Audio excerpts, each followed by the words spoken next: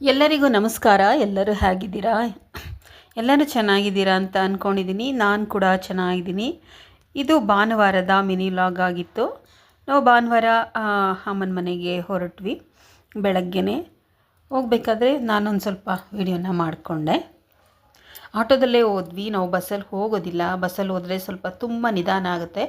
ಆಟೋದಲ್ಲಾದರೆ ಬೇಗ ಹೋಗ್ಬೋದು ಅಂತೇಳಿ ಆಟೋದಲ್ಲಿ ಹೋಗ್ತಾಯಿದ್ದೀವಿ. ಒಂದೊಂದು ಸಲ ಗಾಡೀಲಿ ಹೋಗ್ತೀವಿ. ಅಮ್ಮನ ಮನೆಗೆ ಬಂದೆ. ಯಾರೆಲ್ಲ ಹೊಸದಾಗಿ ನನ್ನ ಚಾನಲನ್ನು ನೋಡ್ತಾ ಇದ್ದೀರಾ, ಸಬ್ಸ್ಕ್ರೈಬ್ ಮಾಡ್ಕೊಳ್ಳಿ ನಮ್ಮ ಚಾನಲ್ನ, ಹಾಗೂ ಲೈಕ್ ಮಾಡಿ, ಶೇರ್ ಮಾಡಿ. ಬನ್ನಿ. ಅಮ್ಮ ಪೂಜೆಗೆಲ್ಲ ಹೂವನ್ನು ತೆಗೆದಿಟ್ಟಿದ್ರು. ತಿಂಡಿಗೆ ದೋಸೆ ಕೂಡ ಮಾಡಿದರು. ನೋಡಿ, ದೋಸೆ ಮಾಡ್ತಾ ಇದ್ದಾರೆ ಅಮ್ಮ.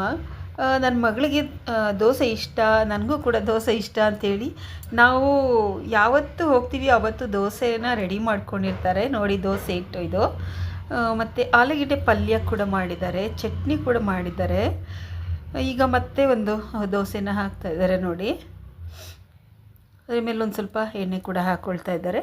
ಈಗ ದೋಸೆ ಎಲ್ಲ ರೆಡಿ ಮಾಡಿ ನಾನು ತಟ್ಟೆಗೆ ತಗೊಂಡೆ. ದೋಸೆ, ಪಲ್ಯ ಮತ್ತು ಚಟ್ನಿ. ಅಮ್ಮನ ಮನೆಗೆ ಹೋದರೆ ಹಾಗೆಯೇ ನಮಗೂ ಕೂಡ ಒಂಥರ ಫ್ರೀ ಅಂತ ಅನಿಸ್ಬಿಡುತ್ತೆ. ನೋಡಿ, ತಿಂಡಿನ ತಗೊಂಡಿದ್ದೀನಿ ತಿನ್ನೋದಕ್ಕೆ. ಖುಷಿಯಾಯಿತು. ಅಮ್ಮನ ಮನೇಲಿ ಹೋಗಿ ಒಂದಿನ ಇದ್ಬಿಟ್ಟು ಮಾರನೇ ದಿನ ಬೆಳಗ್ಗೆ ಮನೆಗೆ ಬಂದ್ವಿ. ದೋಸೆ ಪಲ್ಯ ತುಂಬ ತುಂಬ ಸೂಪರಾಗಿತ್ತು. ಆಲೂಗೆಡ್ಡೆ ಪಲ್ಯ ಮತ್ತು ಕಾಯಿ ಚಟ್ನಿ ಅಂತೂ ತುಂಬಾ ಚೆನ್ನಾಗಿತ್ತು.